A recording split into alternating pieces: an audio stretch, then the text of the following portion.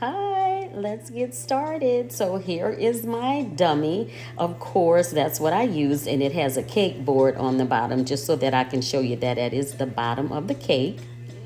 What I'm going to do next is I'm going to go ahead and prep my fondant. That's actually how I knead my fondant every time I have to work with it. I don't know, it's just the way that I do it. I add a little cornstarch because it was sticking to my board. And I started out using that little roller and realized that was insane. So I got my big one, which made the job of rolling out my fondant a whole lot easier. So I roll my fondant kind of thick because I'm putting it on this cake dummy. And you know, cake dummies don't really react the way regular cake does. But after I rolled it out in the width that was big enough to cover it, I had to cover my dummy cake with Crisco, otherwise it wouldn't stick. But you won't have to do that because your cake will be covered in buttercream. So bear with me while I cover my cake dummy with Crisco.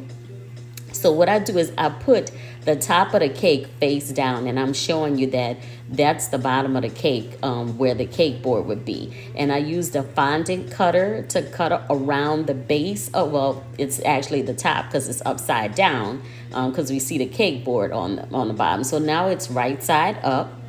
And I used a fondant smoother and some of my cornstarch to just kind of make sure everything was nice and neat, and I had taken out all of the blemishes and stuff that I may have put in while handling it. So fondant smoothers are always good, and I'm just you know smoothing it all the way to the end, and I'm just showing you there how thick my fondant was. And again, your cake board will be at the bottom of your cake. Now we're gonna go ahead and do the sides. So what I did there was I already cut the rough end off of the bottom, and I measured my cake dummy so that I can measure out my fondant. And I just used my ruler and my fondant cutter to put little dents in the fondant so I knew exactly where to cut it, and to be, keep everything even. I measured from that straight edge up so that it was even all the way throughout the length of my fondant. Again, I used a ruler to cut a straight edge for the other side of my fondant. And I've added a lot of cornstarch there because you'll see I actually roll that fondant strip up in my little roller, and it just makes it easier to put it on when you're doing the paneling. Bear with me while I put some more Crisco on my fake cake. Otherwise, you again would have buttercream, so you won't have to be bothered with doing that. And I always cover my dummies with Crisco. So then I drop my fondant down to the end of my roller, and I'm just gonna cut that end off. And it just makes it super easy to apply it to the side of the cake. Now my cake dummy is moving because it doesn't have any weight to hold it, but your cake won't react the same way. It'll definitely be easier for you to, put the side fondant on, all the fondant actually, because real cake with the weight will stand. And I just use like a straight edge that I bought from Michael's in the clay section to cut that those two pieces off to make a real nice even seam on the back. And that's a great way to prevent having any gaps in your fondant. I just continue to smooth it out. You can see at the top where I pressed too hard on the cake dummy and actually left my fingerprints in it. But I'm gonna go eventually smooth all of that out. And then just using, my fondant smoothers and my hands, because your hands are one of the best things that you can use in cake decorating, other than putting on buttercream, of course. But the warmth from your hands will help to release some of the molecules in the fondant and make it, those blemishes go away. I'm going to take like a water pen and just go around the edge of that cake dummy where the two pieces of fondant meet each other so that they don't fall apart and they don't gap or anything like that.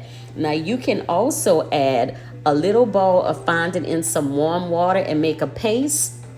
and run that all the way around that seam at the top, and it will literally disappear. I didn't have a lot of time because I was doing this, on my break.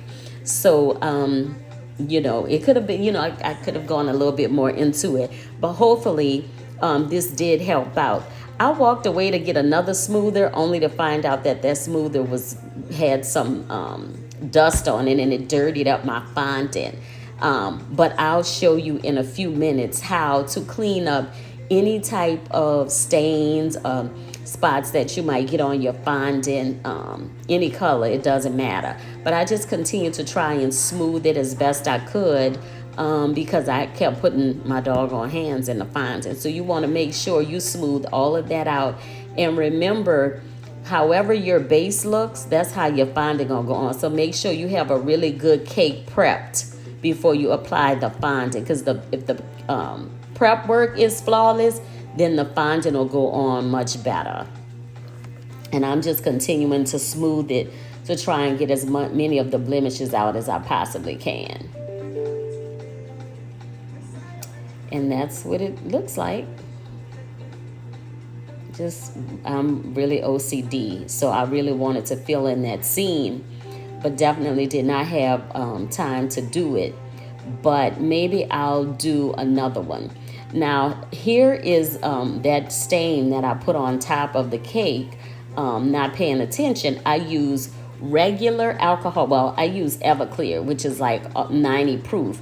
Saturate a paper towel, and you just wipe it off. And the alcohol won't leave your cake sticky because it dissipates. It evaporates when it dries out, and it doesn't leave that sticky, weird film on your cake that water can. Thank you. I hope this was helpful, lady. Bye-bye.